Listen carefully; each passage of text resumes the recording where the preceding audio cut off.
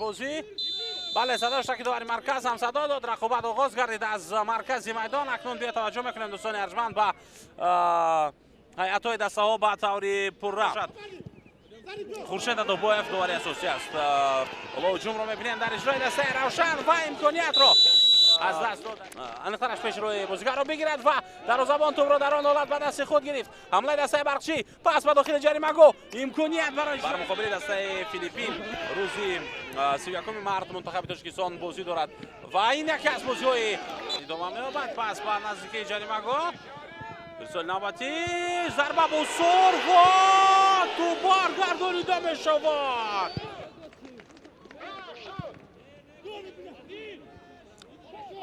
در لیگ اولی بازی رو برگزار برخوردی خیلی سخت در مرکز و جویدون خوشوقت است. اینجا دردی بسیار شدیدی رو احساس میکند.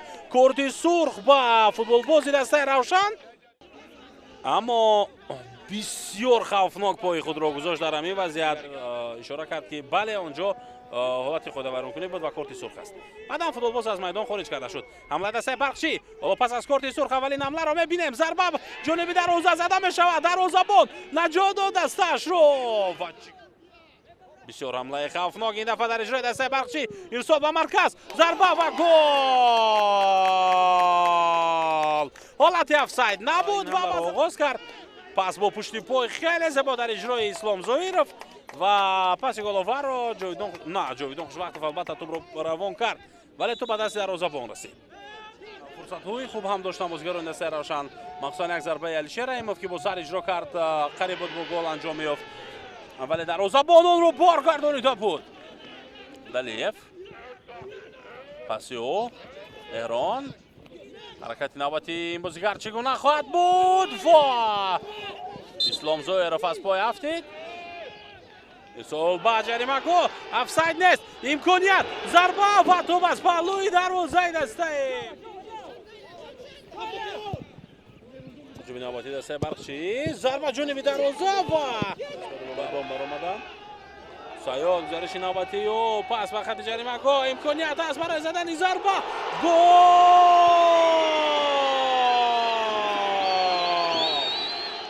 محمد علی عزیزبایف.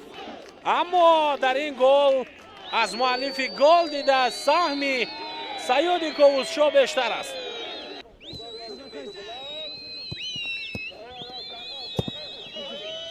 بسیار به داخل جریمه گاه امکانیت برای جاویدان خوشوقتov و توپ در داخل دروازه دسته روشن نیکولاو هستید که افساید بود یا نه اونجا حالا با افساید نرفته بود.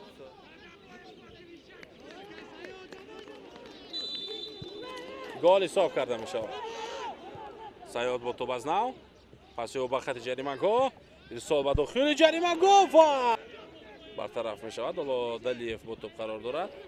پس او دلیف صورت افزایی را می بینیم با شماره خیلی زیاد بازیگران دسته برقچی در حمله هستند. پس اولی عزیزبک دلیف امکانیت و دروازه‌بان دسته روشن در این وضعیت دوستان ارجمند. نوبتی دسته برقچی حالت افساید نیست و این حمله میتواند ادامه بیابد.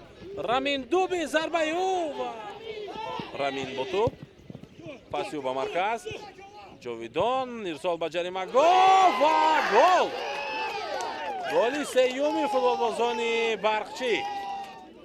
در بازی اول دروازه دسته روشن از گل امین موند. در بازی دوم ملکه 3 گل و دروازه دسته روشن زده شد و در بازی امروزه از هیئت دسته برقچی ضربه جانبی دروازه و ضربه گنجی سال با جریمه گاه. حالا امکانیت حتی برای اجرای ضربه میتواند پیدا شود. باز یک پرتاب دیگر ضربه با سر و دسته روشن دوستان ارجمند گل دومی خود را میزند در دقیقه 93 با زدن گل.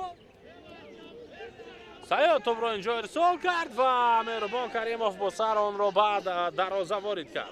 حساب میشود توپ جریمه گاه یا نه؟ بله ضربه با سر مهربان کریموف ضربه زدن نتوانست. عزیزبایف ضربه بعدی از طرف مهربان کریموف بازیگران دسته برقچی و با این صداش که دوباره مرکز بلند گردید. بازی بین دسته های روشن و برقچی